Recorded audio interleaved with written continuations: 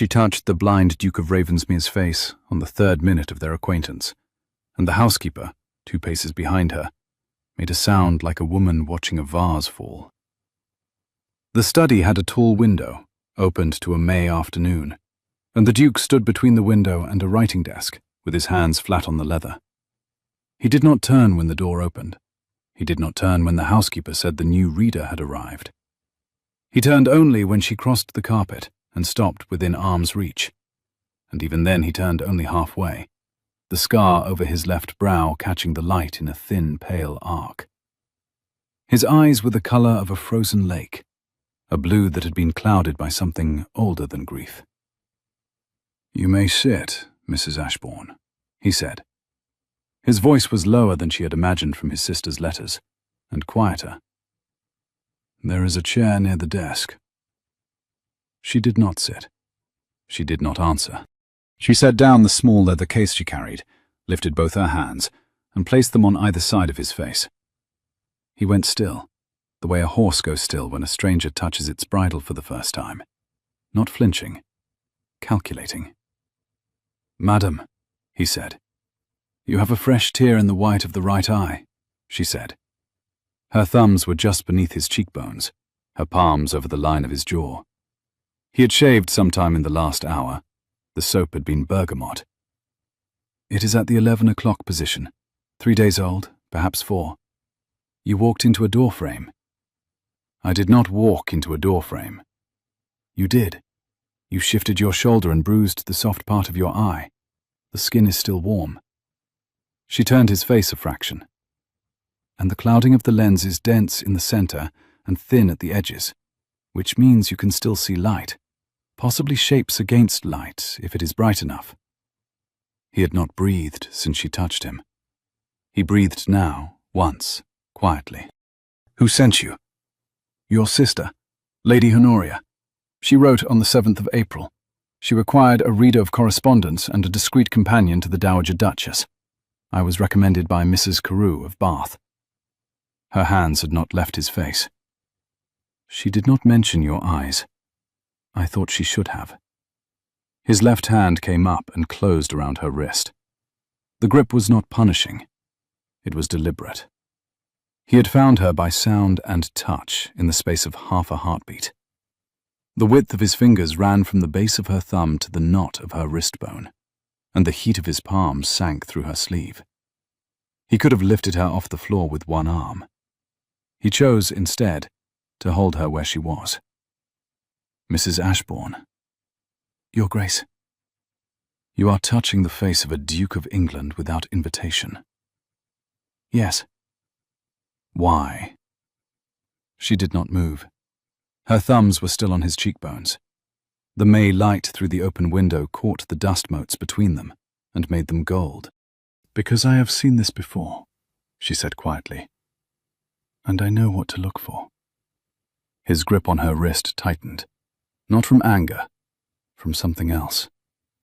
He drew a single, slow breath, and when he spoke, the words came out before he could shape them. Raw, unguarded, half a question and half a vow, from a man who had been alone in the dark for 3 years and had just been touched by a stranger who refused to be afraid of him. "You're mine," he said. He heard the words leave him, and the color rose under her hands. "Get out," he said, in an entirely different voice. "Please." She removed her hands from his face. She did not remove her hands quickly, and she did not remove them with apology. She lowered them as a person lowers a candle one is no longer using, fully, deliberately, without spilling. "I shall be in the library, reading your correspondence," she said. "Your sister's instructions were that I begin today." She picked up her leather case. The housekeeper by the door had stopped breathing some time ago, and now resumed with a small, tight inhalation. Selina Ashbourne walked across the carpet, around the housekeeper, and out into the hall. The Duke remained where he was, his hands still half closed around the air where her wrist had been, listening to her boots on the stone of the corridor until the last sound of her was gone. Then he sat down. Not in the chair near the desk, on the floor beside it, his back against the wood, both hands open in his lap as though they had been holding something he had not been permitted to keep. He did not move for a long time. In the library, Selina set her leather case on the table beneath the south window and did not allow her hands to shake. The library was a long room, vaulted, smelling of vellum and beeswax and the faint resin of pine. A fire had been laid but not lit. A reading stand with a stack of unopened letters waited in the center. Beside the stand, set out as though for inspection, was a small silver tray with a decanter of water, a single glass, and a carved chess piece, a white queen, placed on its side. She picked the queen up. It was old ivory, chipped at the crown. She turned it in her fingers and set it upright.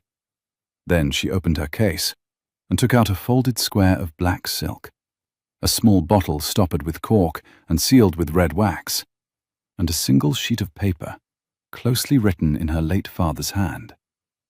She laid the three objects in a row. She looked at them. She looked at her hands, which were not quite steady. "You will do this properly," she said aloud, to herself, "or you will not do it at all." She put the silk and the bottle and the paper away. She closed the case. For a long moment, she stood with both hands on the lid of the case and let her shoulders lower deliberately, the way her father had taught her to do before a difficult procedure. First the right shoulder, then the left, then the long muscle along the spine, vertebra by vertebra. He had called it the surgeon's quiet. He had said it was the only honest gift a doctor could give a patient. The gift of arriving in the room without bringing his own fear into it. She had practiced the surgeon's quiet for 2 years in her father's Bedford Square study after his books had been packed away. She had practiced it again on a low chair in Edinburgh in Dr. McAllister's laboratory before the third trial on the glassblower from Newcastle, whose left eye had recovered and whose right eye had not. She had practiced it that morning on the mail coach between Tunbridge and Tunbridge Wells, with the blind of the carriage drawn against the early light. She practiced it now, in the long library at Ravensmere, with the smell of vellum and beeswax in her hair, and the May afternoon reddening on the south lawn beyond the pinned cloth at the window. By the time her shoulders had finished lowering, she could feel her own pulse slow to a count she could trust, and her hands, when she lifted them from the case, were no longer shaking. She walked to the reading stand, took the topmost letter from the stack, and broke its seal. She had 3 days, by her father's old calculation, before the Duke's right eye fully scarred. 3 days to decide whether she had come to Ravensmere to atone for what her father had done to him, or to finish what her father had not lived to repair. She read the first letter aloud to the empty room, to teach her voice the shape of the work. It was about Parliament. By the time the bell rang for the dressing hour, she had read 7 letters and made notes on each in a small green notebook. 3 of the 7 concerned a vote on the enclosure of common lands in Sussex on the 2nd Tuesday of June. 2 concerned the Duke's tenants, a missing rent roll, a flooded mill. 2 were from Lord Cassian Hawksmere, the Duke's cousin, written from London in a hand that climbed and crowded the page. The first of Lord Cassian's letters expressed concern for dear Adrian's continued strain. The second proposed, with elaborate solicitude, that Lord Cassian assume the proxy vote on the enclosure bill, to spare your grace the burden of the chamber. Selina set down the second of Cassian's letters. She read the line about the proxy a second time. A door opened at the far end of the library. She did not turn at once. Lady Honoria Hawksmere was 31 years old, dark-haired like her brother, and dressed in a riding habit of indigo wool that she had clearly come straight from the stables in. She did not stop on the threshold, the way visitors stopped. She came down the long room as a person comes home. "You are here," she said. "Good." Selina rose. "Lady Honoria." She kept her shoulders down the way her father had taught her. "Sit. You have been here 3 hours. My brother has not yet thrown anything." Honoria's mouth lifted at one corner. "That is more than I dared hope for." What have you been reading? His correspondence. All of it. 7 letters. He has more. The clock on the mantel ticked through the silence. He has, at last count, 104. They are on the second shelf of the case behind you. Some of them are nearly 2 years old. Honoria's eyes, green where her brother's were the colour of frozen water, went to the stack on the stand. Tell me about the 2 from my cousin. Selina told her. Honoria listened without interrupting. When Selina described the proxy proposal, Honoria's hand closed on the back of the nearest chair, the way a hand closes on a railing in a storm. He wrote to my brother 3 times last winter with the same offer. Adrian did not answer. Cassian has begun to write as if Adrian is not capable of answering. Honoria turned and looked out the south window. The light was reddening on the lawn. Mrs. Ashbourne, may I speak plainly? Please. His breath was steady. Her breath was steadier. My brother is not mad. He is not weak. He is blind. And he has been alone for 3 years. And he has been told 100 times by physicians and friends and our cousin that there is nothing more to be done for his eyes. He has come to believe them. I do not. I require a reader, because Parliament sits in 2 weeks, and my brother must take his seat. I require a companion, because the Dowager Duchess is in residence, and is also of the opinion that he is broken. She turned back. I do not require a nurse. He will not tolerate one. Are we agreed? We are agreed. She heard, somewhere down the long corridor, a door close very softly. Good. Honoria walked closer.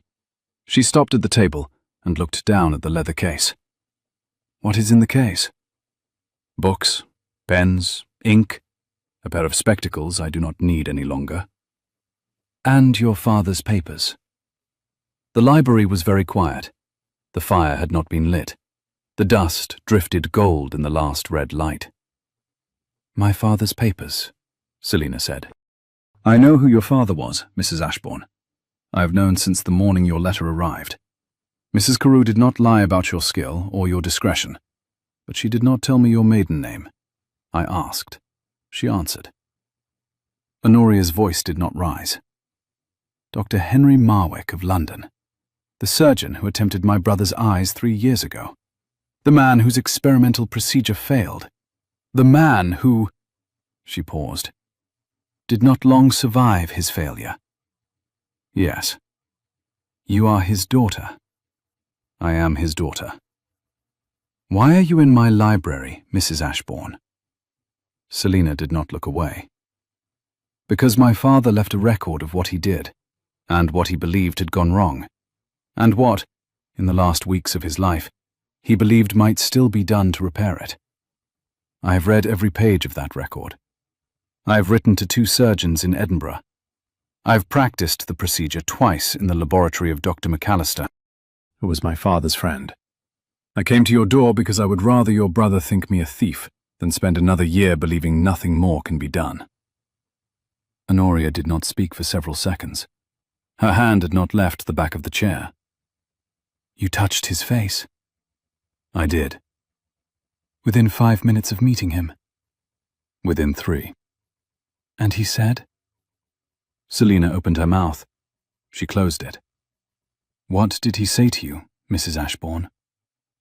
He said, Selina answered, very evenly, that I was touching the face of a Duke of England without invitation. Honoria looked at her for a long moment. Then she lifted the white ivory queen from the chessboard on a side table.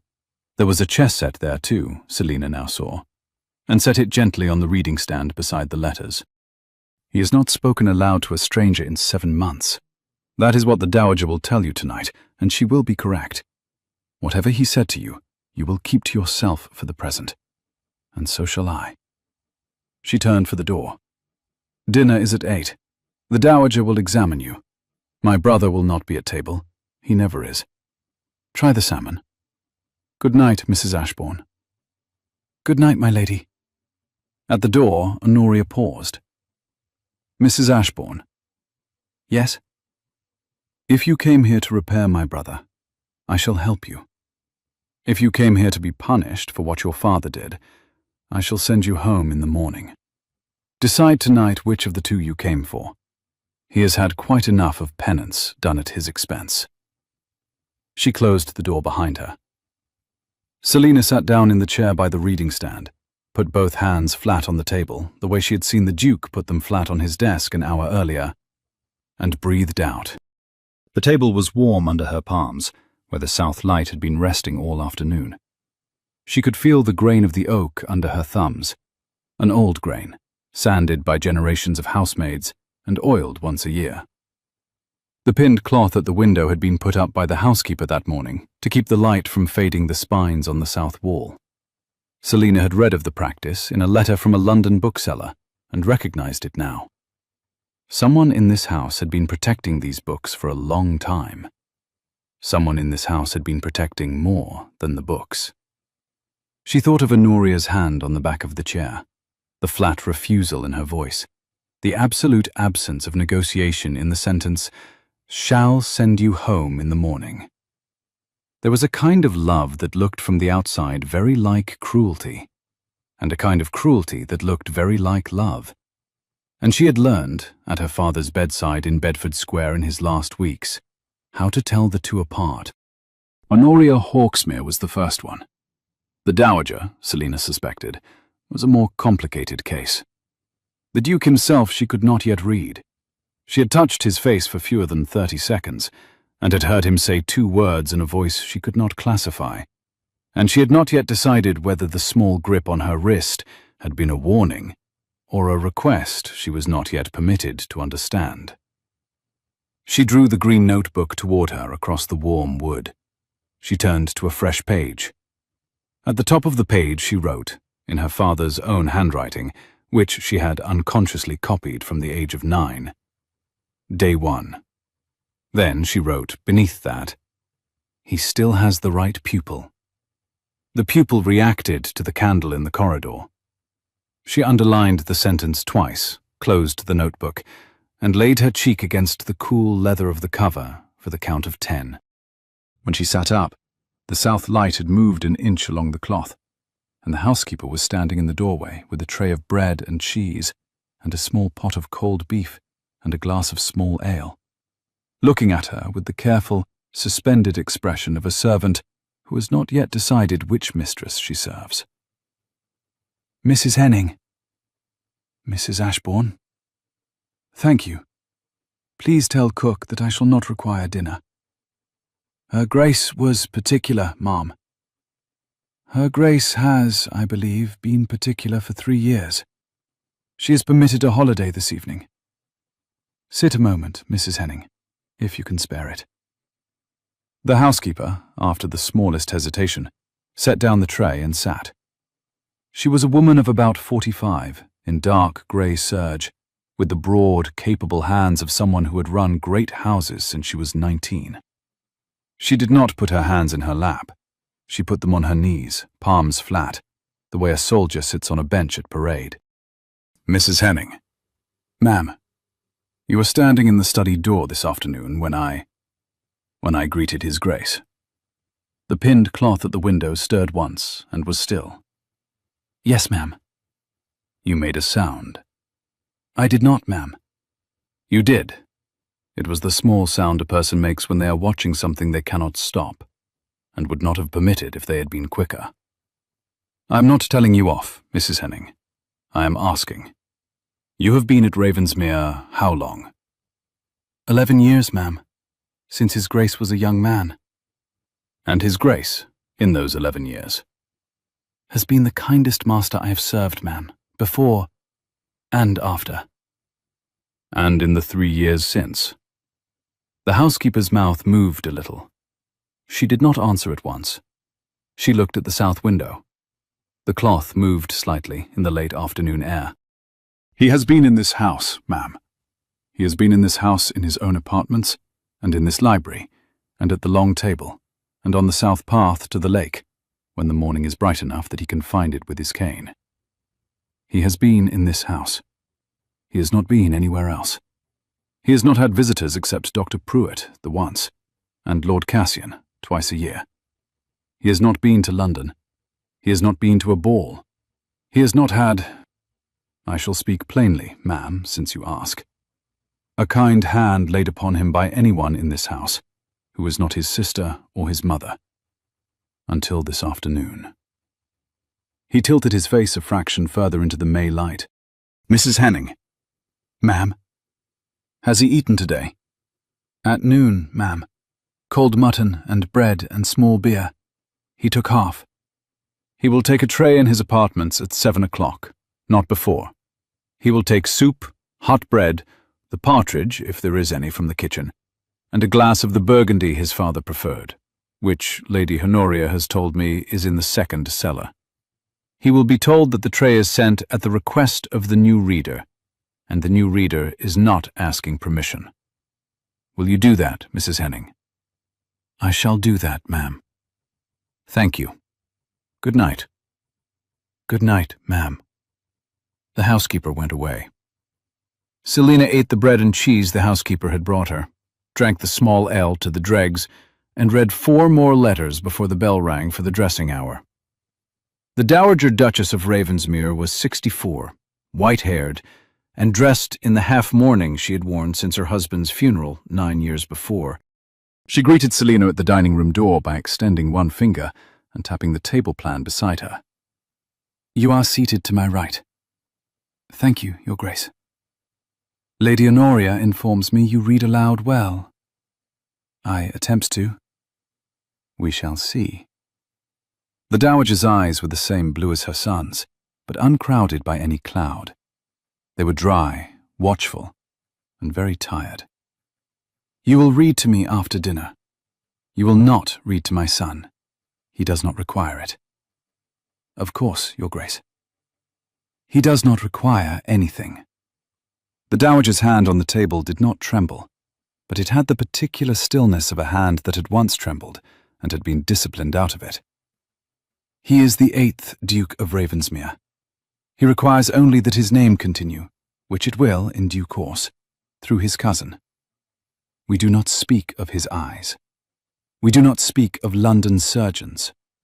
We do not speak of the spring of 3 years past. Are we agreed? Her wedding ring on her right hand caught and held the firelight. We are agreed. Then sit. The salmon was excellent. The Dowager spoke through 3 courses about her late husband's roses, the new vicar at Ravensmere Village, and the unfortunate vulgarity of the Hawksmere Arms as redrawn by the College of Heralds in 1812. She did not once look at the empty chair at the head of the table. Lady Honoria, halfway through the partridge, said, Mamma. Yes, my dear. I have decided to invite Cassian for the long weekend at Whitsun. The Dowager's spoon paused. Have you, indeed? I have. He has written 4 times in the last fortnight to inquire after Adrian's health. It would be uncivil not to invite him to assess it for himself. Quite uncivil, yes. The Dowager set the spoon down. Your brother will not appreciate it. My brother does not wish to be Duke of Ravensmere alone in a house full of women. He wishes to be Duke of Ravensmere as God and the College of Heralds intended. Cassian's visit will remind him of that. The Dowager's eyes flicked once, briefly, to Selina. They were not unkind. They were measuring. As you say, Honoria. As you say. The Dowager lifted her glass. Mrs. Ashbourne, you are silent. Yes, Your Grace. That is more than I expected. Continue. After dinner, Selina read to the Dowager from a volume of sermons by Bishop Hurd. The Dowager listened for 30 minutes, then dismissed her, the way a colonel dismisses a junior officer who has performed adequately on parade. Selina walked the long upstairs corridor to her room. The corridor was lit by sconces every 12 paces. The corridor was empty. She passed the door to the Duke's apartments without slowing her step. 3 doors past his, she slowed. She went back. She stood outside his door for perhaps 10 seconds. Then she lifted her hand and laid the back of her knuckles against the panel. A gesture, not a knock. The wood was warm. There was a strip of light beneath the door. A voice on the other side, quiet but very clear. "Mrs. Ashbourne." She closed her eyes. "Yes, Your Grace." "Go to bed." "Yes, Your Grace." "Mrs. Ashbourne." "Yes." The silence in the room had a texture, like cool linen against the skin. "In the morning, 9 o'clock, the library. Bring the 7 letters you read today. We shall begin." She did not look down at her own hand. "Yes, Your Grace." "And Mrs. Ashbourne?" "Yes." "I apologize." A long pause. The corridor sconce above her head guttered. She put her hand flat against the door, not knocking, not asking entry, and spoke through the wood. "Your Grace, you apologize for what?" The pause on the other side was longer than hers had been. "For not knowing how to thank you," he said, "for what you did this afternoon." She did not answer at once. When she did, her voice was steady, but it was not the voice she had used at dinner. "Good night, Your Grace." "Good night, Mrs. Ashbourne." She walked the rest of the corridor to her room, closed the door, and stood with her back against it for a long time before she lit her candle. The room she had been given was at the western end of the long upstairs corridor, 2 doors past the Duke's apartments, and 1 door before the head of the back stair the housekeeper had pointed out to her on the way up. It was a large room for a paid companion. It had a window seat with a worn green cushion, a wide, rope-hung bed, a writing desk in pale pine that had been polished within a month, a small dressing table with a candlestick of plain pewter, and a single chair with a back like a shield, upholstered in claret damask. The curtains were drawn. A fire had been laid in the grate. There was a glass of water on the night table, and beside it, a small posy of white lilac and rosemary in a clear bottle. The lilac was new. The rosemary was older and wilting at the bottom. Selina recognized both. Lilac for tomorrow, rosemary for what is remembered. She did not know who in this house had given the order. It was not a task the housekeeper would have undertaken on her own initiative. But she knew, with a small, precise certainty, that it had not been the dowager. She undressed slowly. She did not allow herself to hurry, because hurrying would have been an admission that she was tired in a way she could not afford to be tired. She brushed out her hair to a count of 100 and laid the brush down at exactly 97, so that the last 3 strokes were taken without counting. And then she put on the plain linen nightdress she had brought from Edinburgh, the one with the small darn at the right cuff, which her father had once watched her sew on a winter afternoon when he had been able to see, and climbed into the wide bed. She lay flat on her back, with her hands at her sides, palms open, the way she had been taught at 13 to lie when one wished to fall asleep without thinking. She did not fall asleep without thinking. She thought of the Duke's blind eyes finding her by the air, and the small sound of her shoes on the boards.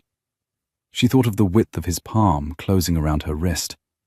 She thought of his fresh, shaven jaw under her thumb, and the pulse at his temple beneath her palm. She thought, at last, of what he had said before he could shape it. "You're mine." And of what he had said second, which had been, "Get out, and please," in that order, and which had been said with the embarrassment of a man who has heard his own honest voice for the first time in 3 years. She turned her head against the pillow once, slowly, as though the small movement could shift the words from one part of her mind to another, where they would be quieter. It did not shift them. She watched the firelight move along the canopy of the bed, listened to the small sounds of the house settling, a board, a clock, a footman somewhere far below, and accepted, finally, that she would not sleep until she had decided which kind of woman she was going to be in the morning. She had 2 choices. She could be the daughter of Dr. Henry Marwick of Bedford Square, present at Ravensmere on her father's behalf, paying his debt with the bottle, the silk, and the paper, and leaving in 7 days when the bottle was empty. Or she could be the woman whose hands had crossed a strange room in a strange house and laid themselves on a strange face without invitation, because the face had asked, in a register the rest of the world had not yet learned to hear. The first woman would survive Ravensmere. The second would not. The second would be ruined, in one way or another, before the year was out. By his cousin, if she succeeded. By her own conscience, if she failed. She knew which woman her father would have wanted her to be. She knew which woman the Duke needed her to be. They were not the same woman. She closed her eyes. She made the surgeons quiet again, beginning at the right shoulder. By the time her shoulders were down and her breath had leveled, she had made her decision. And it was not the decision her father would have wanted. And she did not, in the end, feel very sorry about it. She slept. In the morning at 9 o'clock, the Duke was already in the library when she arrived. He was not behind the desk. He stood at the south window, his hands clasped behind him, dressed in a riding coat of dark indigo that fitted him along the shoulders the way armor fits a man who has worn armor. He did not turn when she came in. He did not pretend he had not heard her. "There are 7 chairs at this table," he said. "Take the one second from the east end." "Yes, Your Grace." "It has the best light." "I noticed." He set his hand flat on the desk between them. "Did you?" He turned, and his blind eyes found her without quite finding her. He had located her by the displacement of air and the small sound her shoes had made on the boards before the carpet absorbed them. "Then we shall begin. Read me the letters in the order they arrived." She read. She read for 3 hours. He listened without moving. When she finished a letter, he said one of 3 things: repeat, set aside, or burn. By the end of the morning, 12 letters were in the burn pile, 4 were in the repeat pile, and 1, the second of his cousin Cassian's letters with the proxy proposal, sat alone on the reading stand between them. "Read the cousin's letter again," he said. She read it. "Once more," he said, slowly, the middle paragraph. She read it again. He stood. He walked the length of the south window with one hand trailing the back of every chair he passed. He stopped at the chess set on the side table. He did not pick up a piece. His hand hovered above the board as if testing the air for heat. "My cousin," he said, "has written me 41 letters in 3 years. This is the 14th in which he has offered to assume my proxy in the chamber. The previous 13 were politer. This one is the first to use the word burden." He turned his head a fraction toward her. "Is that the word you read?" "Burden, yes." Did the hand tremble? The blackbird in the south garden began again, more confidently than before. The hand did not tremble. The hand crowded the page. The word burden was written firmer than the words around it. It had been sat with before it was written. He did not answer. After a moment, he walked back across the room and stopped a yard from her chair. "Mrs. Ashbourne." "Your Grace?" "Yesterday afternoon. You said you knew what to look for. You said you had seen this before." "Yes." "Where?" She set the letter down. She set her pencil beside the letter. She folded her hands in her lap and made them stay there. "In my father's surgery," she said. "Your father?" "Dr. Henry Marwick of Bedford Square." The Duke's blind eyes did not flicker. He did not move. He had heard the name. The name had been in his ear like a struck bell every spring for 3 years. He stood very still in the May light from the south window and let her finish. "He attempted your eyes 3 years ago, Your Grace. The procedure was experimental. It failed. He understood what he had done. He did not. He was not a strong man in the end when he understood. He left papers. I have read them. I came here under my married name and my late husband's letters of recommendation because I did not believe Lady Honoria would hear me at the door if I gave you my own. and because I was afraid you would not. Hear you at the door. Hear me at all. He stood very still. Mrs. Ashbourne. Your Grace. Why are you in my library? Because my father wrote, in the last week of his life, that the procedure had not failed in the way the world believed. Because he believed. He had reason to believe, I have read the reasoning, I have read it 20 times, that the second stage of the procedure was incomplete. Because he had begun to prepare a corrective. Because he never had the chance to bring it to you. Because I have spent 2 years finishing what he began, and a year practicing it. And because I cannot promise you that it will work, but I can promise you that it can be attempted with very little additional harm, and with the prospect, if it succeeds, of partial sight returning to the eye on which the original procedure was performed. Partial. Light. Shapes against light. Faces, if the room is bright enough and the faces close enough. He sat down, not in the chair behind the desk, in the chair second from the east end, the one he had told her to take, with the best light. He sat there for a long time. He did not speak. She did not either. Finally, he lifted his hand to his face, to his right eye, the one she had said was newly bruised, and touched the eyelid with the pad of his middle finger. He held it there. He took the finger away. My cousin Cassian, he said, is arriving at this house on Friday afternoon, on an invitation extended yesterday by my sister, for a long weekend including Whitsun-Sunday. He will dine with us 4 times. He will ride with me twice. He will write 3 letters from the desk at the south end of this library and ask me to sign them, and one of them will concern my proxy in the chamber. I shall not sign it. He will write to my mother, in the privacy of her sitting room, that I am no longer competent to refuse it. My mother will weep, because she loves me, and because she has been weeping over my eyes for 3 years, and is tired. By Tuesday morning I shall be on the verge of agreeing, because I shall be tired also. That is how this house has been managed for 36 months. Yes, Your Grace. You propose, in 3 days, to attempt a procedure devised by your father, on the eye your father blinded, in the hope that I shall walk into the chamber on the 2nd Tuesday of June and refuse my cousin in person. I propose, in 3 days, to attempt only the first stage. The drops are administered nightly for 6 nights. The corneal scarring is softened. The lens is not yet engaged. If you tolerate the first stage, the second stage, which is the procedure proper, may be considered. If you do not tolerate the first, we cease, and no further harm is done.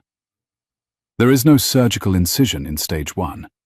There is only patience, and a single drop, twice a day, for 6 days. 6 days. Today's Wednesday. Cassian arrives Friday. Stage 1 will not be perceptible to an observer. Your cousin will see no change. Your father's drops.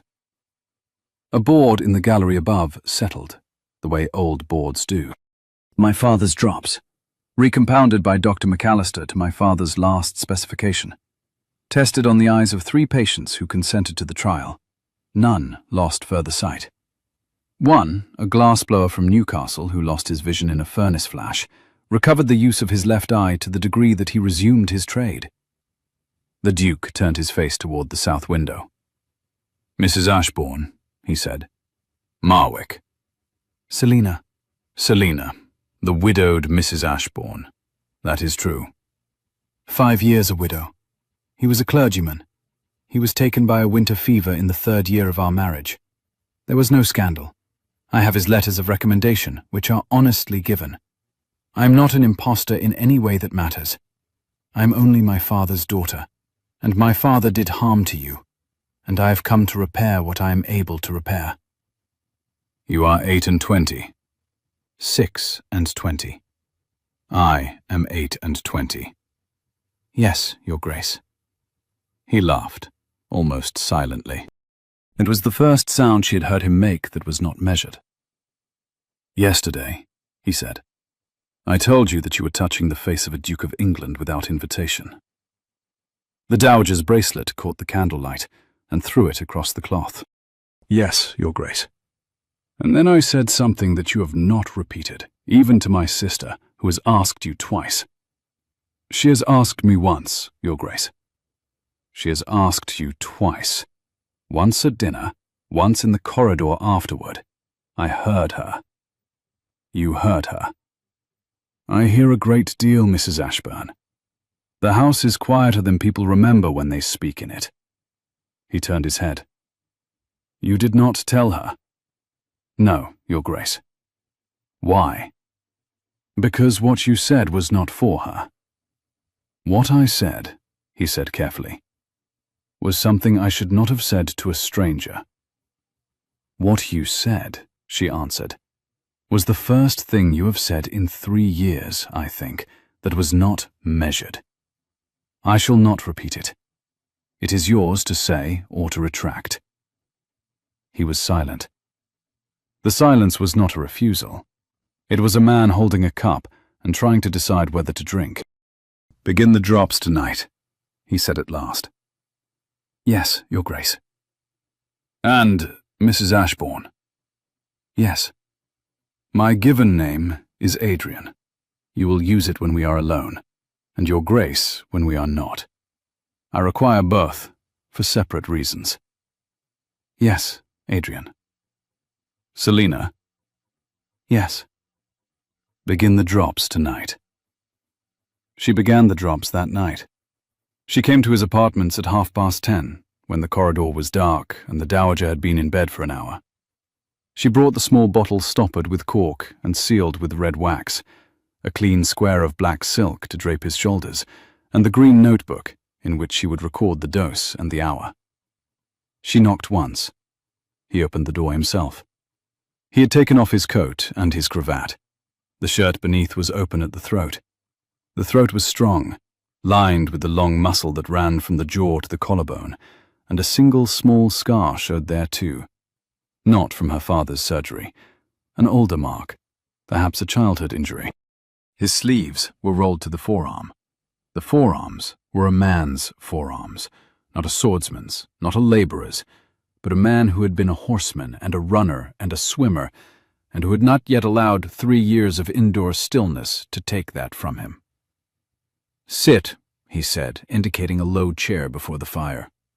I have moved the screen. The light will be where you ask it. She sat. He sat opposite her, on a stool the height of her knee, his face turned up to the firelight. She had asked in the library for a ledger book, a candle, a clean basin, and a mirror. All 4 were on a small table at her elbow. The mirror was for her, not for him. Adrian. Yes. The drops will sting. I imagined as much. They will sting for perhaps 30 seconds in the first eye, less in the second, because the second eye will know what to expect. You will not see anything different at the end of tonight's session. You will not see anything different in the morning either. You may, by Saturday, see the candle flame as a halo rather than a smear. That is the whole of Stage 1's promise. Saturday. Saturday at the earliest. Friday is too soon. Friday is when my cousin arrives. Yes. Your father's drops. Yes. Begin. She tilted his chin up with her left hand and laid her right palm against his temple. He had shaved again that evening, bergamot. His pulse, beneath her fingers at the temple, was quick but steady. She drew the stopper from the bottle. The bottle held perhaps a teaspoon of clear fluid. She tilted it onto a small glass rod and dropped a single drop into the corner of his right eye. He did not flinch. He drew breath sharply through his teeth. 30 seconds, she said. 28, 27. Adrian. 26. You do not have to count. I prefer to. She kept her hand on his temple. The pulse was quicker now. She felt his jaw shift under her palm as he set his teeth. 20, he said, more quietly. 19. She did not move her hand. The fire made a small green snap behind her, a knot of pine resin going. She heard her own breath in her own ears. His eyelashes, dark, longer than she had imagined, were wet now from the drop. 10, he said. His voice was almost steady. Almost done. 5.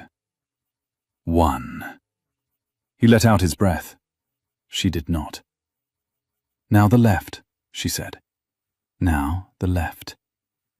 She moved her hand from his temple to his jaw, tilted his face the other way, and dropped the second drop. He did not count this one. He held very still. His left hand came up and closed, very gently, around her wrist. The same wrist he had taken yesterday in the study. The same gesture, but slower and without surprise. Selina, he said, with his eyes still closed. Yes. You came here to repair what your father did. She heard her own breath in her own ears and counted it down. Yes. And not to be punished for it. Not to be punished for it. Good. She could not speak for a moment. Open your eyes, she said when she could. Let me see them. He opened his eyes. The clouded blue, the dark lashes still wet. The right eye, where the drop had gone first, was pinker than the left. His pupils, in the firelight, were larger than she had expected. They reacted to the candle she lifted to the side of his face. They reacted slowly, but they reacted.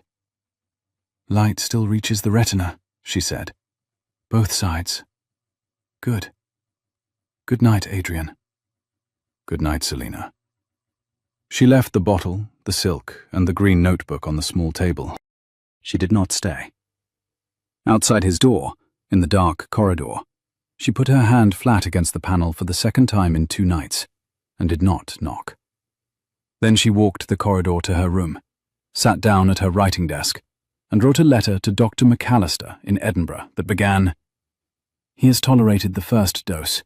I shall write again on Saturday. She sealed the letter with red wax. She blew out the candle.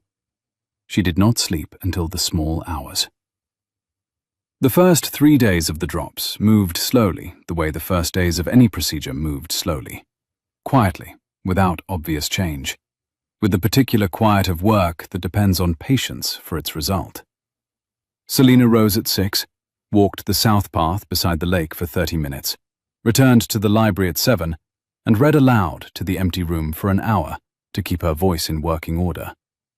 At 9, she met the Duke in the library and read his correspondence to him for 3 hours. At noon, they took a cold luncheon together in the small saloon, the first time the Duke had taken a midday meal with another person in 3 years, although Selina did not yet know this, and the housekeeper, who had served the meal, did not say. At 1 o'clock, while the Duke went to the South Park with Honoria for an hour's walk, Selina returned to the library and worked through the second tier of the unopened correspondence. A stack of small, square letters from the Duke's tenants, set aside 2 winters before because the Dowager had been told they were inconsequential, contained between them a complete record of 3 flooded mills, 2 failed harvests, a cottager whose family had not been notified of a small annuity to which they had been entitled since 1819, and a lay reader at the village church who had been writing to the Duke with theological perplexity for the better part of 2 years and had not yet received an answer. Selina read each one aloud to herself, made a note in the green book, and stacked them in 3 piles. Urgent, urgent with money, urgent with time.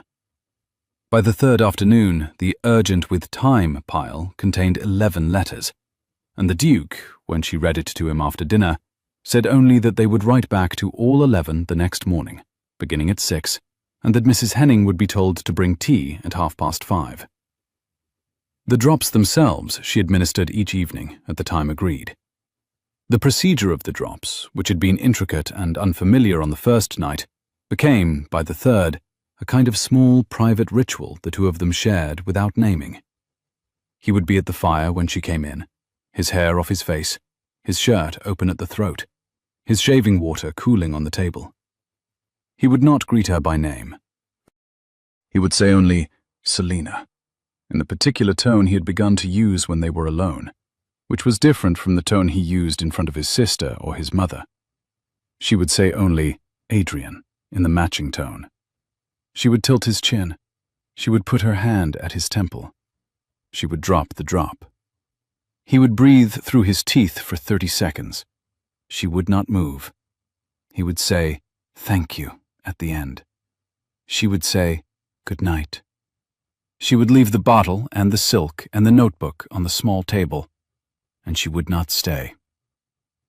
Twice on the third night, after she had left the apartments, she came back partway down the corridor and stood with her hand against the panel of his door. Both times she did not knock. The second time she heard, very faintly through the wood, the sound of the Duke moving across his bedroom.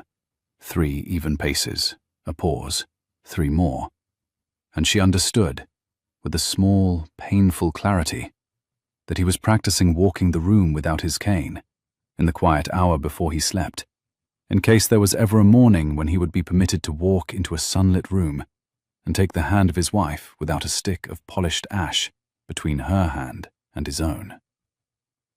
She did not knock the second time either. She walked the long way to her room, sat down at the writing desk, opened the green notebook, and wrote on a fresh page a sentence she did not show to anyone for 31 years. The sentence read, "He is practicing. The procedure is going to succeed, because he is already practicing for the world that comes after it." She closed the notebook. She blew out the candle. She slept.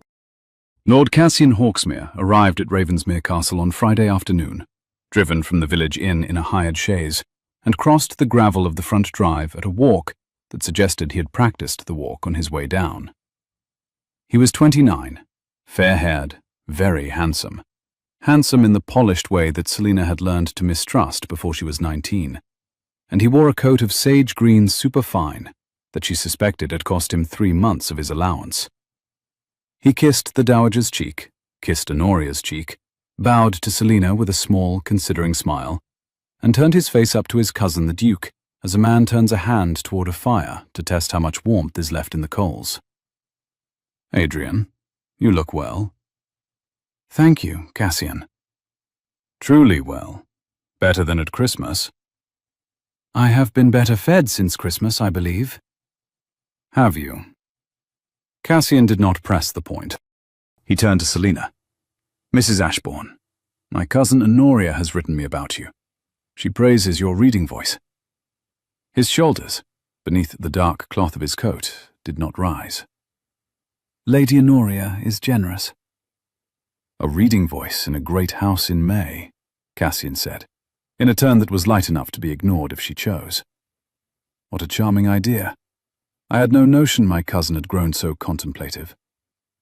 "You had every notion, Cassian," said Honoria, taking his arm. "Come and see the roses. Mamma has been waiting since Tuesday to walk you round them. She has rehearsed the ailing dahlia speech twice." "I should hate to deprive her." He went, with Honoria, down the broad gravel path, his sage green back receding between the box hedges. The Duke, beside Selina, did not move for a moment after the others were out of earshot. "Selina." "Yes, Your Grace." "The drops tonight." "Yes." "After dinner. Not at 10:30. He will be looking for you at 10:30. "He does not know about the drops." "He will be looking for you in the corridor on a pretext. I will not have him in that corridor. After dinner, at 9, in the library." "In the library?" "In the library. I am not a fool. I am also not a coward." "Yes, Your Grace." "And, Selina." "Yes." "He will try to charm you tonight at table." "I imagined he would." "Permit it." "Adrian." "Permit it. Smile at his jokes. Refill his glass when the footman is slow. Let him believe you find him agreeable. If he believes that, he will speak in front of you." "You are using me." "I am asking you to allow yourself to be used. The choice is entirely yours. You may refuse, in which case you will dine quietly between my sister and my mother, and he will speak to you only in courtesies. You may accept. In which case, you will hear him say things he would not say if he believed you to be loyal to me. Adrian. Yes. I am loyal to you. I know. His blind eyes turned toward the receding sage-green coat. That is why I am asking you. She permitted it. She permitted it for 2.5 hours, through the soup and the partridge and the sweet course, and she did it well. She laughed at one of Cassian's jokes, the one about the bishop's hat at the consecration of St. Mary the Virgin in Hove, which was funny, she gave him that much. And she refilled his glass twice when the footman, to whom Honoria had spoken privately before dinner, was slow with the claret. She let her eyes go to Cassian's face when he spoke, and she let her smile come a half-second behind his, the way a younger sister's smile follows an elder brother's. She did not flatter him. She did not need to. The flattery was in the listening. By the cheese, Cassian was speaking past Selina, to the dowager, in the tone of a man who has stopped weighing his audience. "Mama," he said. He called the dowager Mama. Selina had not heard him do that before. "I had a letter last week from Dr. Pruitt of Harley Street." The dowager looked up from her plate. "Dr. Pruitt?" The light through the south window had moved an inch along the carpet. "You will remember him. He attended Adrian's eyes the second winter, after Marwick. He is in town. He says he would be very willing to call at Ravensmere and consult." "Cassian." "Mama, indulge me. The man is the foremost. Cassian, your cousin has heard quite enough opinions from Harley Street." "Has he? His sister says he has not seen a physician in 14 months. "His sister is correct. He has not. He has refused. The last consultation distressed him for a month. We do not—" "Mama, forgive me. But it has been 3 years." "Yes, my dear, I am aware." "And he is a duke." "Yes, Cassian." "And the chamber sits in 2 weeks." There was a beat of silence at the table. The dowager set her fork down very precisely on her plate. "What do you propose, Cassian?" "I propose that, if my cousin is not well enough to take his seat, I attend in his stead, with his proxy in writing. It is what families do." The Duke, at the other end of the table, lifted his glass and held it between his hands without drinking. "Cassian. Adrian. I shall take my own seat." "Of course you shall, when you are able." "On the 2nd Tuesday of June." "As you say." "In person." "Of course." "Cassian." "Yes, Adrian." "Pruitt of Harley Street is a fool. You know this. You knew it 3 years ago. You introduced him to my mother in the autumn after Marwick because you hoped he would tell her what he told her, which is that I was past helping. He said that, to my mother, in her sitting room, while I sat on the other side of the door. I have not forgotten." He set the glass down, very softly, on the cloth. "I shall not be examined by Pruitt. I shall not be examined by any of the gentlemen who came after Pruitt. Mrs. Ashbourne, the salt, please." She passed the salt. The dowager did not look at Cassian. She looked at her son. She looked at her son for a long moment, in which Selina understood with absolute clarity that the dowager had loved her son fiercely all his life, and had been told, year on year, that there was no further use in hoping, and had begun to listen to the telling. "Adrian, my dear," the dowager said, after the moment had passed. "The salt is on your left, 3 inches in front of your wine-glass, and Mrs. Ashburn is about to find it for you. Allow me to ring for the cheese." The cheese came. The cheese was eaten. Cassian smiled. Cassian did not raise the question again. After the meal, Cassian asked Selina, in the drawing-room, whether she would honour him with a turn in the long gallery. "I am to read to her Grace, my lord." "Of course you are. Forgive me." He kissed her hand, with not quite the pressure of impertinence. He went away. At 9 o'clock, in the library, the Duke was at the south window again. The candles had been lit on the reading stand. The fire had been lit also, low. The bottle, the silk, the notebook, a fresh basin, and a fresh mirror waited on the small table beside the chair. "Sit," he said. "Both eyes tonight. Keep your hand at my temple. He left the drawing room 20 minutes ago. You will not knock at this door.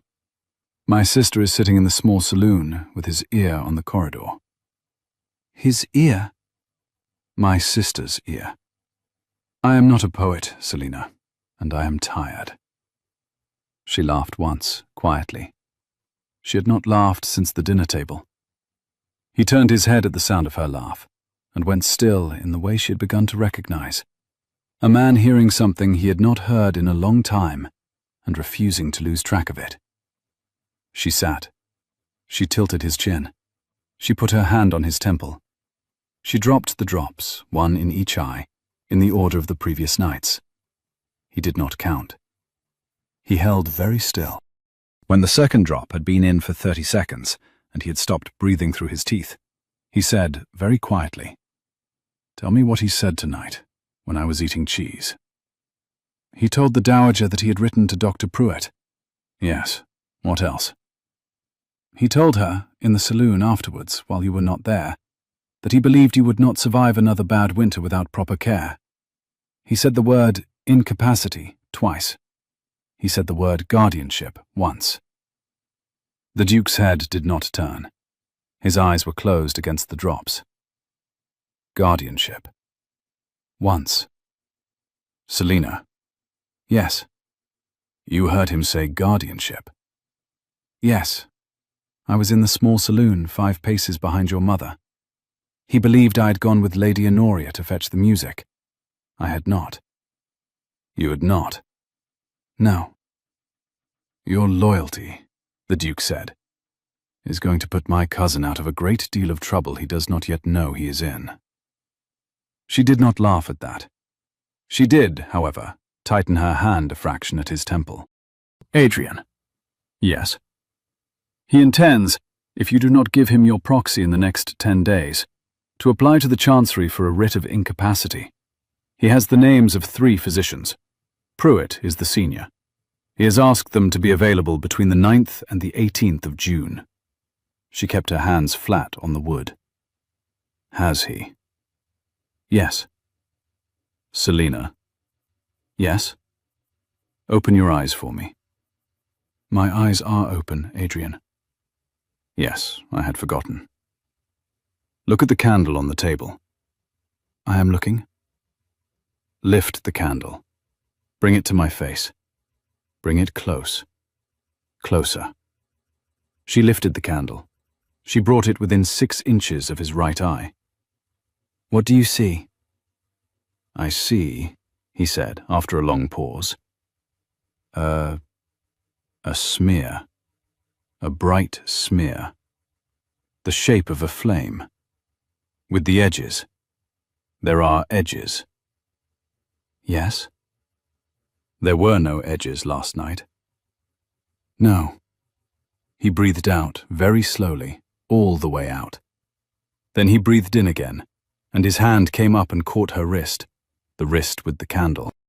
"Selina." "Yes, Adrian." "Do not let him see this." "I shall not." "Do not let my mother see this." "I shall not." "Do not let my sister see this." "Yet."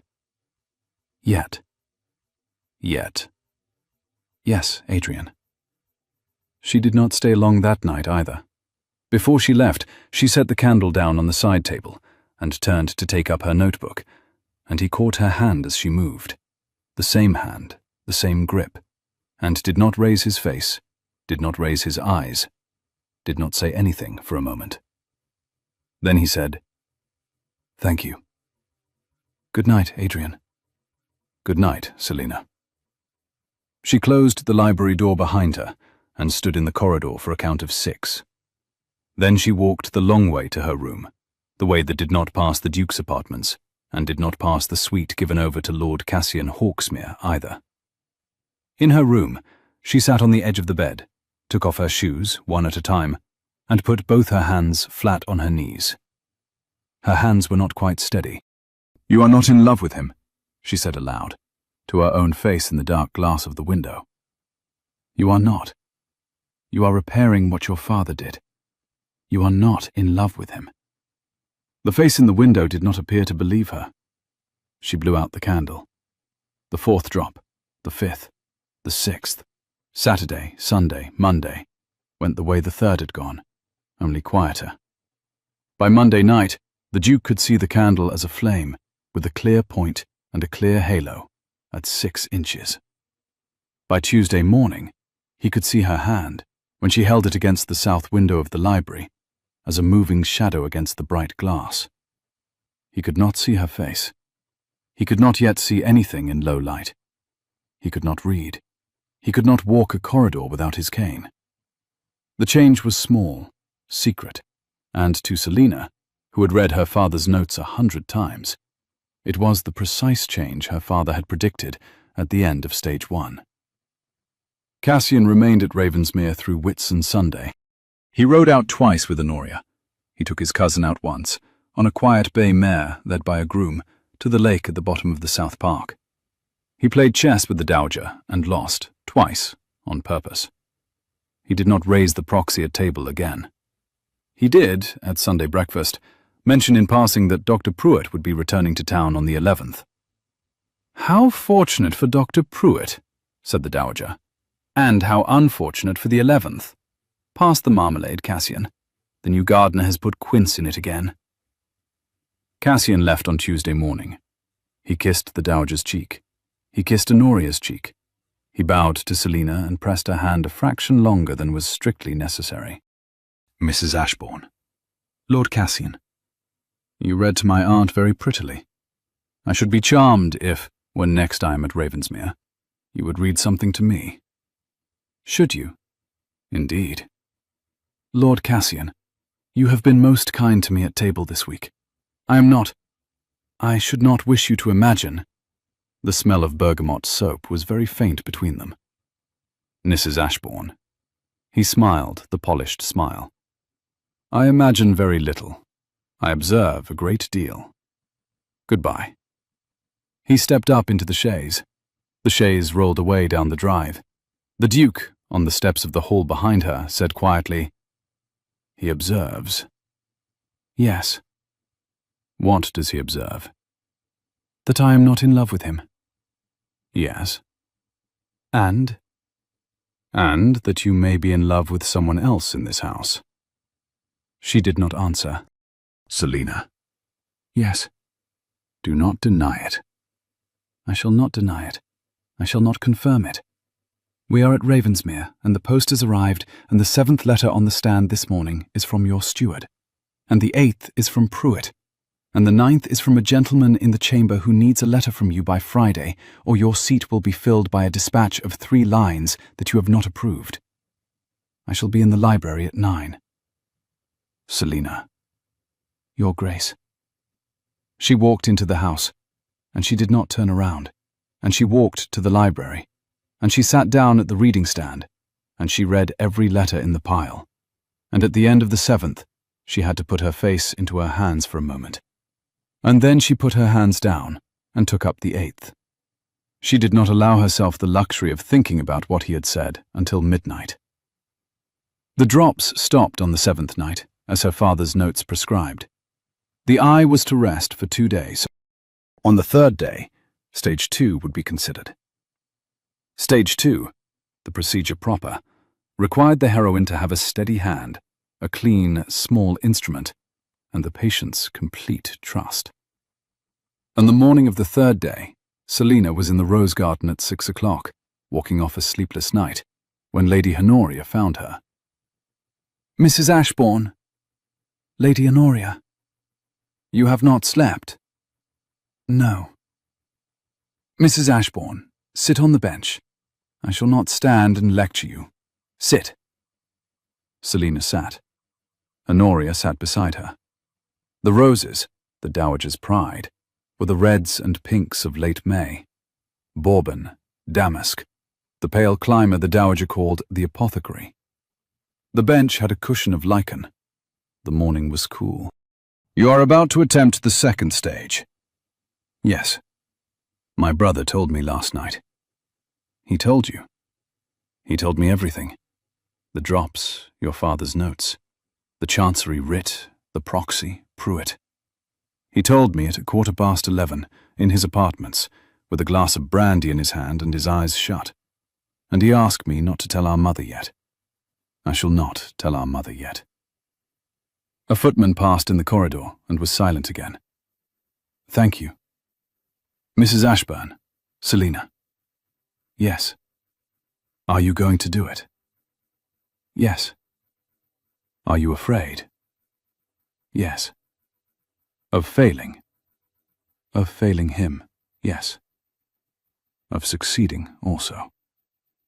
Selina looked up. Honoria was not smiling. What do you mean?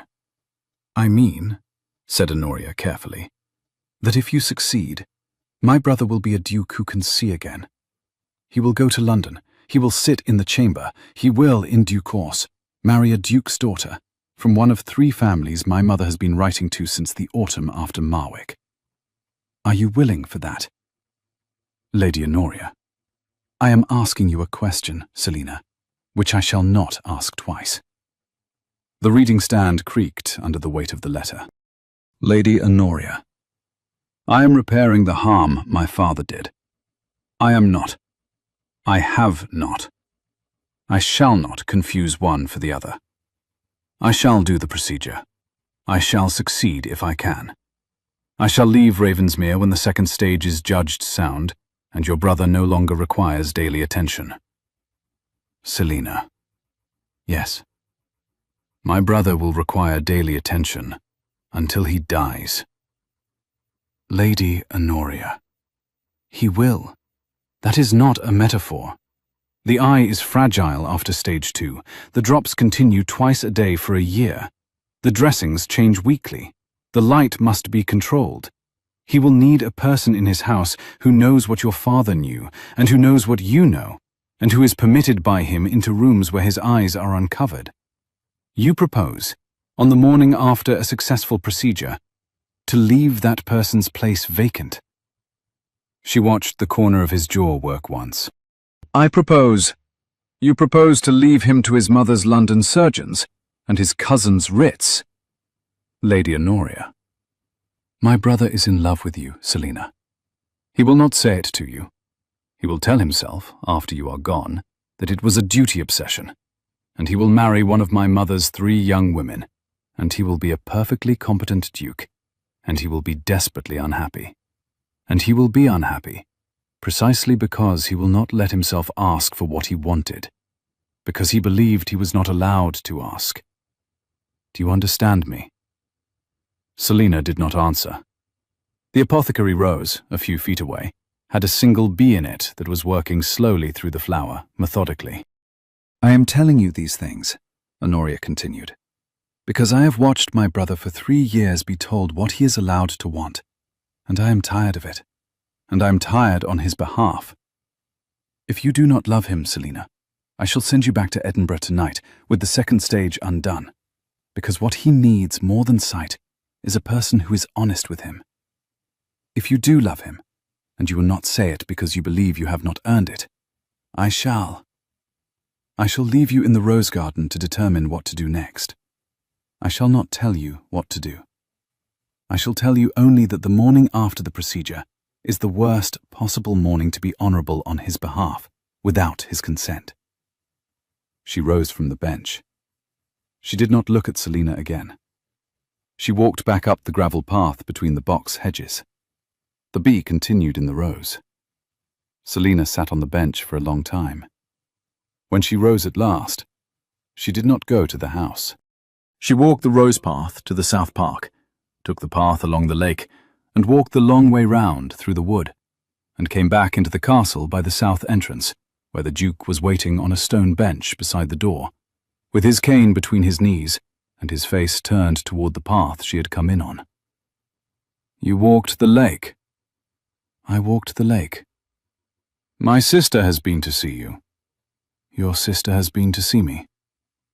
What did she say? He did not move at all for the count of 5. She said, Selina answered after a long pause. That I was about to be honorable in a very foolish way, on your behalf, without your consent. Was she right? Yes. Selina. Adrian. Sit. Beside me. There is room. She sat. The stone was cold through her skirt. Her hand was on the bench between them. She did not move it. Selina. Yes. The procedure tomorrow. Yes. You said the second stage is to be considered, not necessarily attempted. Considered, yes. What is the consideration? Whether the eye has tolerated stage 1, whether the patient's hand, your hand, is steady on the morning of stage 2, whether the practitioner, my hand, is steady, whether the room is ready, whether the patient understands and consents. Her pulse was slower than she expected it to be. All 4 of these are yes. The patient must understand also that, having attempted stage 2, the practitioner does not leave the patient until his eyes are healed. Yes. That is a year, Adrian, at minimum. Yes. In your house. Yes. As what? As your reader? As my wife, Selina. She did not breathe. Adrian. Yes. You are asking. I am asking, on a stone bench at 9:30 in the morning, with my cane between my knees and my eyes still half useless, the woman whose father blinded me, and whose hands have given me back the difference between a candle and a wall, whether she will marry the man whose face she touched without invitation on the 3rd minute of their acquaintance. Yes, I am asking. Selina, look at me. I cannot see you, but I shall hear it if you turn your head away. Have you turned your head? No. Are you crying? A little. Why? Because I have been waiting to be told to leave since Wednesday afternoon. Selina. Yes. I have been waiting since Wednesday afternoon to be told that I was not allowed to ask. I shall not be told that, by you, or by my mother, or by the chamber. I am a Duke of England without invitation, and I have asked. Answer. Yes, Adrian. Yes. Yes, Adrian.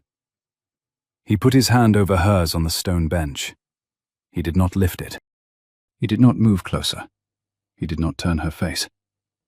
He sat beside her in the morning sun on the stone bench beside the south entrance of his own house, and held her hand, and breathed. After a long while he said, Stage 2 on Friday.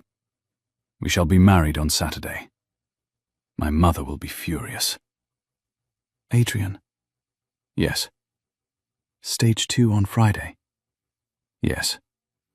In the library at 6 in the morning, when the light from the south window is at its best. Yes. And the wedding on Saturday. Where? In the chapel here, with the vicar, with my sister. Without my mother, if she refuses to come. Which she will not refuse to come once she has been furious for 3 days and has slept on it. With a special license which I shall procure on Thursday by sending Honoria to London tonight on the night mail.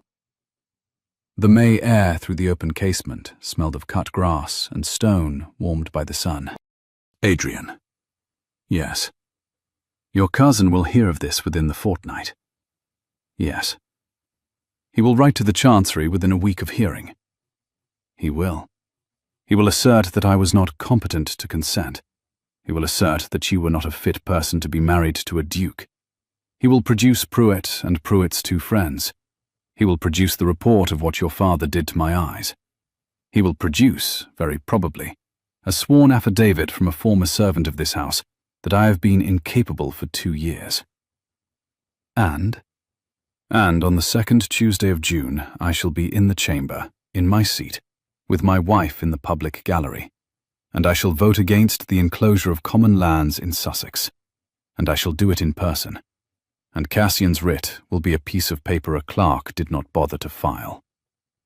That is what we shall do. Selina. Yes, Adrian. Selina. Yes. Marry me on Saturday. Yes, Adrian. On Saturday. He turned his face toward her at last, and lifted her hand from the bench, and pressed it to his cheek, the way she had pressed her hand to his cheek on Wednesday afternoon. He held it there.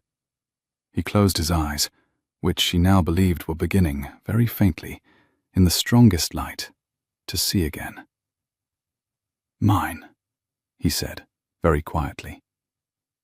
I said it on Wednesday. I've not retracted it. You said it without invitation. I said it because it was true. I shall say it again on Saturday, in front of the vicar, with rings, and you will say it back. Selina. He turned his face a fraction toward the sound. Yes. Mine. Yes, Adrian. Stage 2, on Friday morning at 6 o'clock, was the longest 40 minutes of Selina's life. She had practiced the procedure 12 times in Edinburgh on glass eyes, and twice on the eyes of a recent decedent provided by Dr. McAllister for that purpose. She had not practiced it on the man she was to marry the next morning. She had not practiced it knowing that her own breath, if it caught, could mark his cornea with a scar. She did not let her breath catch. She had laid out the room the night before. The library at 6 in the morning was filled with the south light, soft and sloped, that her father had specified. The reading table had been moved against the south window. A linen cloth lay across it, pinned at the corners. A second cloth, smaller, was rolled by his head. A small basin of clean water, 2 clean cloths, the bottle of post-procedural drops, a single instrument the size of a hairpin, polished to a mirror, lay in a row. The Duke was on the table. He wore a clean shirt, open at the throat, and nothing else but a wool blanket from the waist down. His hair was off his face. His sister stood at the foot of the table in a stable-hands apron, with the strings doubled around her waist, holding Selina's spare instruments. The Dowager had not been told. Adrian. Yes? Before I begin, tell me you understand what is to happen. I understand that for the next 40 minutes you will work on my right eye with a small instrument. I understand that I shall not be able to see anything during the procedure, even if my right eye were at its best, because it will be held open and bright light will be shone into it, and this is necessary. I understand that I shall feel pressure but not pain, because the drops you administered an hour ago have numbed the surface. I understand that you will speak to me through the procedure. I understand that I am to lie still. I understand that if anything goes wrong, you will stop, and we shall be no worse off than we were on Wednesday. She did not move her hand from the table. Good. Selina. Yes. Begin. She began. She did not look at his face, except where his eye was. She did not let herself think about his hand, which lay on the cloth beside her hip, palm open. She did not let herself think about Saturday. Honoria, at the foot of the table, did not speak unless spoken to, and Selina spoke to her 3 times, for the second instrument, for the fresh cloth, for the second drop. The morning was very quiet. A blackbird sang in the South Park. A clock, somewhere in the house, struck the half-hour, and then the 3/4, and then the hour. At 41 minutes, by Honoria's watch, Selina set her instrument down. She wiped her eye, not his, with the back of her wrist. She bandaged his right eye with the prepared cloth. It is done. Selina. Yes. Tell me what you saw. The lens is repositioned. The scarring along the inferior margin is softened. The cornea took the procedure cleanly. The eye will be bound for 3 days. After 3 days you will see, in your right eye, in good light, more than you have seen in 3 years. It will not be the sight you had at 5 and 20. It will be enough to read in good light, with a glass, It will be enough to see your wife's face in front of you in a sunlit room. It will be enough." He did not speak for several seconds. "Honoria." "Yes." "Bring me her hand." "Adrian," Selina began. "Bring me her hand, Honoria." Honoria brought her sister-in-law's hand, gently, around the table to her brother's. The Duke closed his hand around Selina's. "Honoria." "Yes." "Go and tell Mama. Now. Now. Tell her I shall marry Mrs. Ashbourne tomorrow morning at 11. Tell her I have told her last. And I have told her last because I knew she would weep, and I wished her tears to be on the day after the procedure, rather than the day before. Tell her I am very sorry for the order of the telling, but not for the doing. Tell her I shall see her at 8:30. Selina, you will not see her this morning. You will go to bed. You have not slept since Tuesday." "Adrian." "Yes." "You have not slept since Tuesday either." "True. Honoria, go." Honoria went. The library was empty but for the man on the table and the woman beside him. The south light through the cloth-pinned window was clear and clean. "Selina." "Yes?" "On Saturday, I shall not be able to see your face. The bandage will be on for 3 days." "I know. I have waited 3 years to see a face. I shall wait 3 more days." "Yes, Adrian." "On Tuesday morning, when the bandage comes off." "Tuesday morning." "On Tuesday morning, in the south light of the library, you shall be the first thing I see in 3 years." She did not trust her voice. She squeezed his hand. "Now go to bed," he said. She went. The wedding, on Saturday morning at 11 o'clock in the chapel of Ravensmere Castle, was the smallest wedding the Dowager Duchess of Ravensmere had ever attended, and she was not, in fact, furious for 3 days. She was furious for 2 hours, and grieving for 1, and weeping for 10 minutes, and then quiet, the way her son had taught her to be. And at 9:30 on Saturday morning, she had presented Selina with a small velvet box, containing a wedding ring of plain gold and a sapphire pin shaped like a forget-me-not.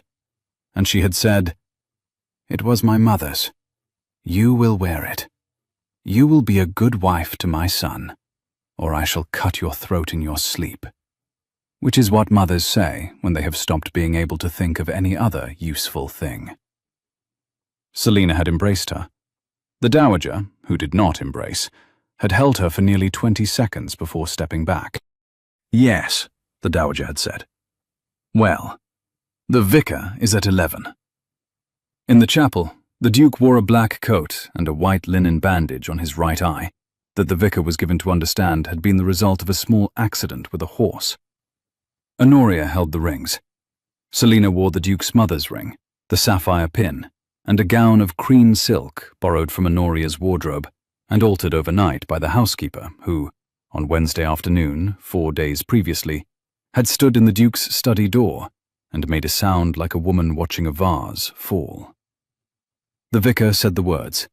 Selina said her part. The Duke said his.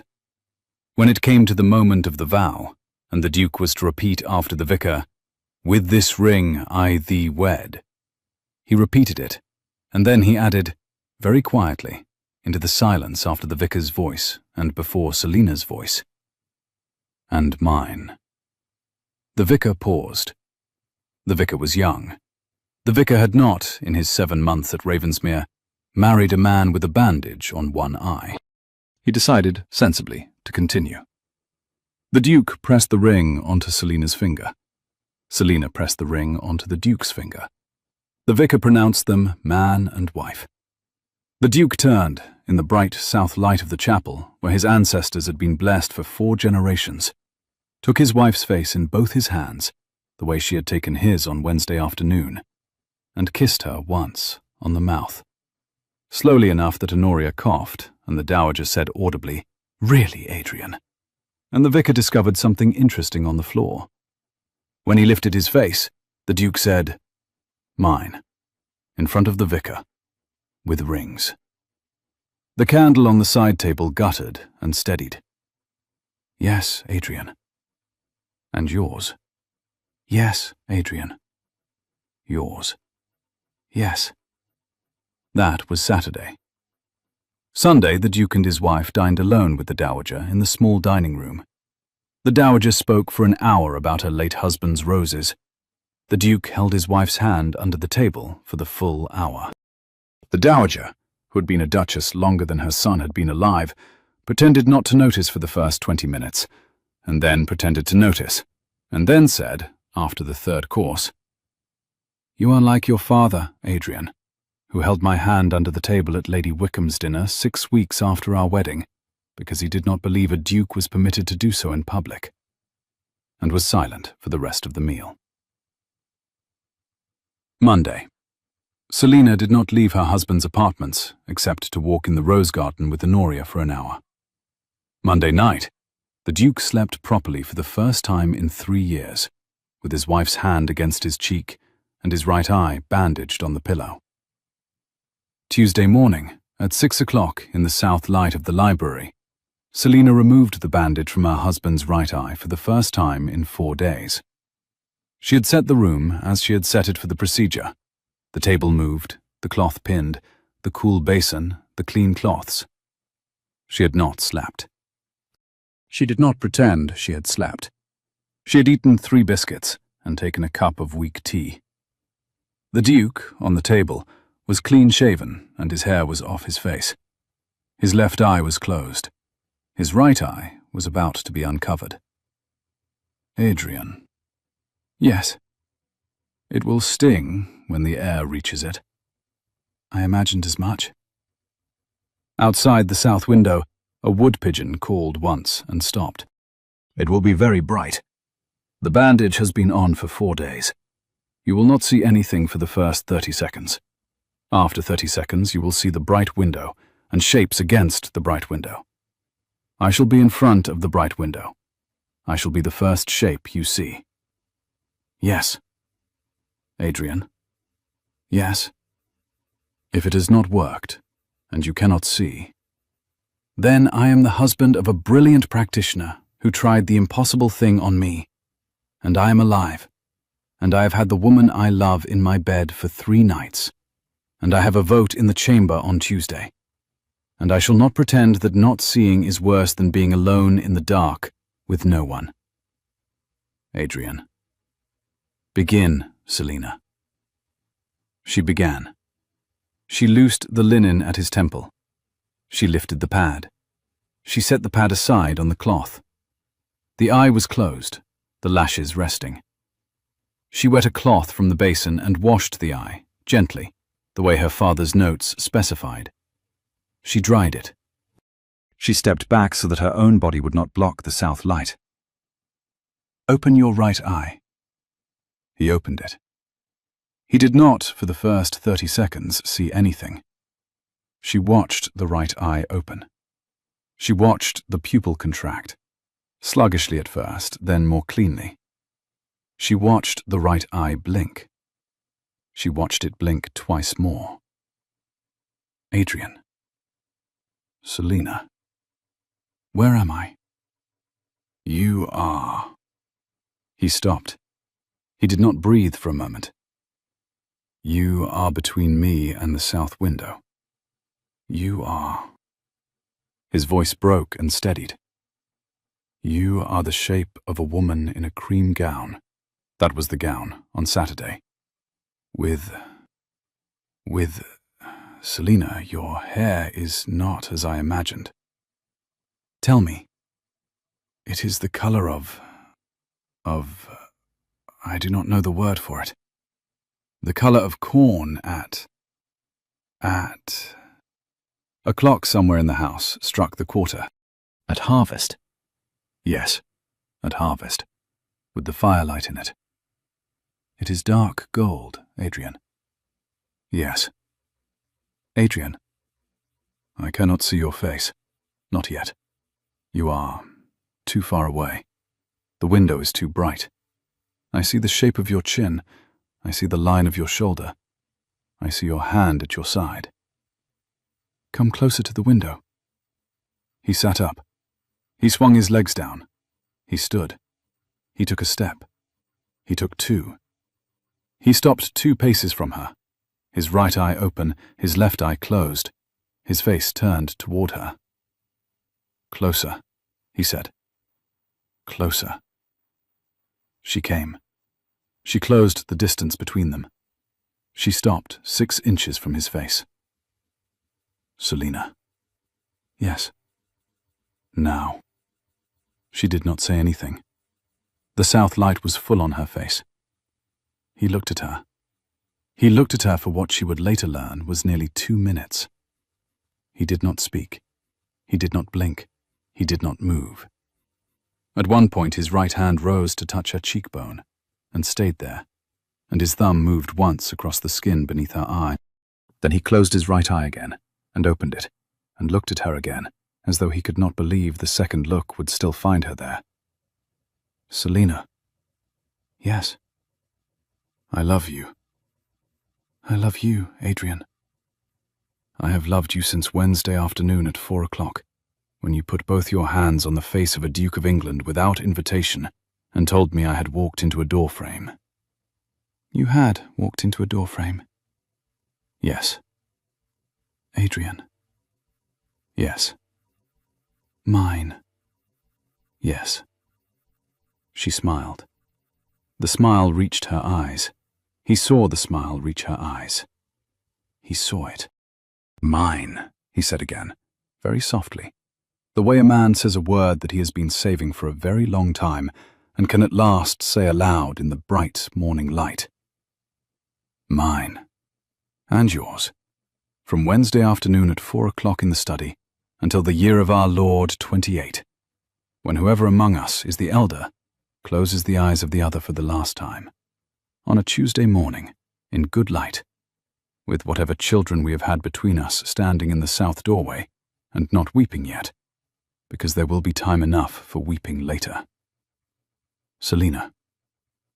Yes, Adrian. You may kiss me now. She kissed him.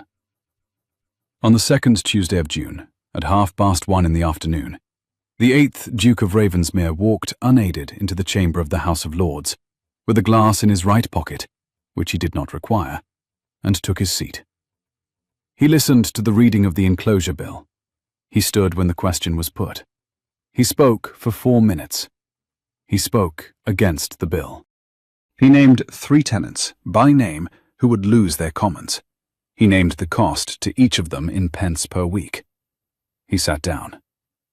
The bill was defeated by 11 votes.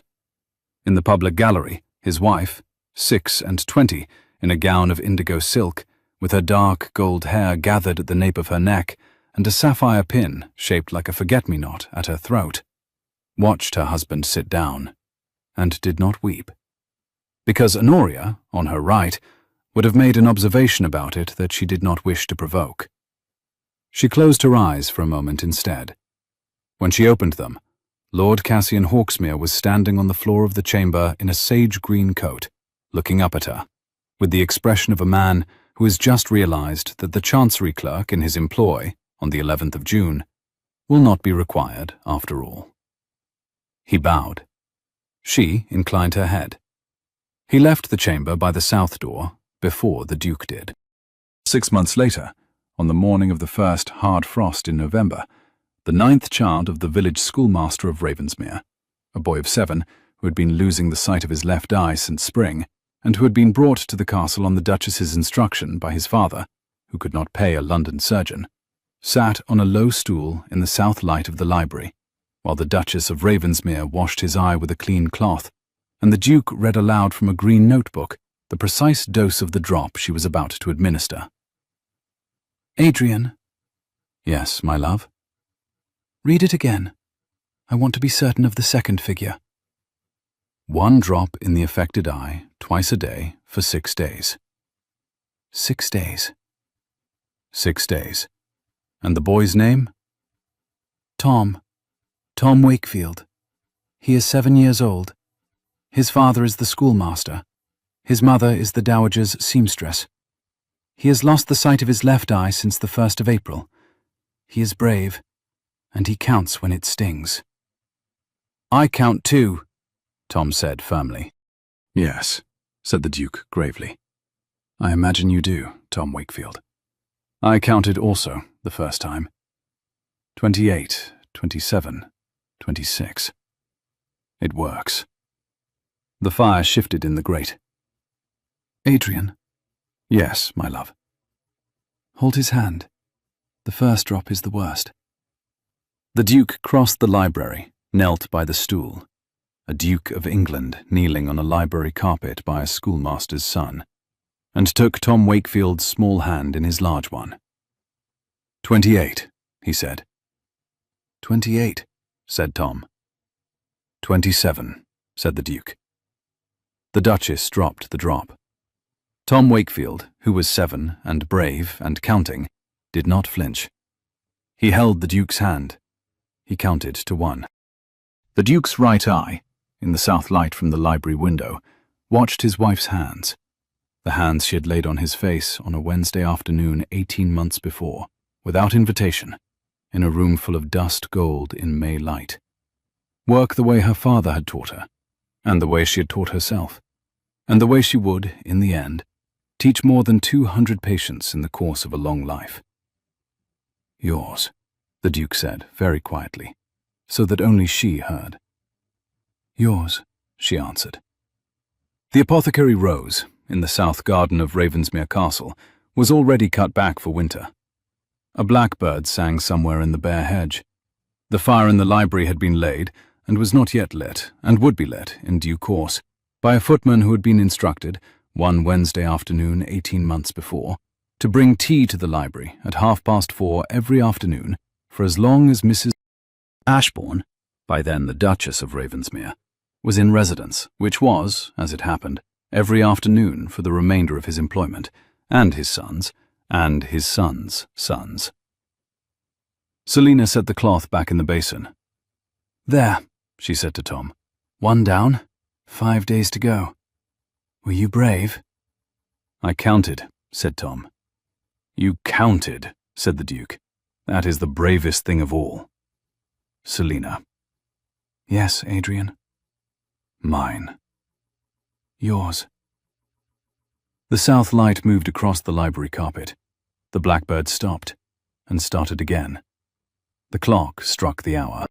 She touched his face once more that morning, while the boy was watching, and the boy did not understand what he was watching, and the Duchess of Ravensmere thought, as the south light caught the dust between her hand and her husband's cheek, that she had not understood it either, 3 years ago, in Bedford Square, when she had folded her father's last letter and put it in the leather case that had brought her, by way of a study door and a vase that did not fall, to the morning room of a great house in Sussex, where her hands were no longer afraid. If you have ever walked into a room full of strangers and put your hands on the one face you were most afraid to touch, because it was the one that needed to be touched, then you know already what kind of story this was. Pull your chair closer to the fire. The kettle is on. There will be another, next week, of the same kind.